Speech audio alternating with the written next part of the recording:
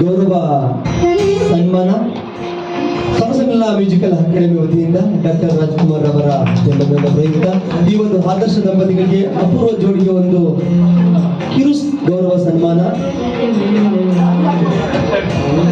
Shivanna sir ಅವರು ಎಲ್ಲವರು ಎಲ್ಲರ ಮನಸ್ಸನ್ನ ಸೆಳೆಯುವಂತಹ ಹಾಡುಗಳನ್ನ ಹಾಡ್ತಾರೆ.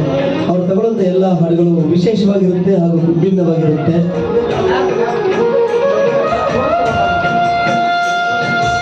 ನವವಧುವರನ್ನೇ ವೇದಿಕೆ ಮೇಲೆ ನೋಡಿದಷ್ಟು ಸಂತೋಷ ಆಗ್ತಾ ಇದೆ.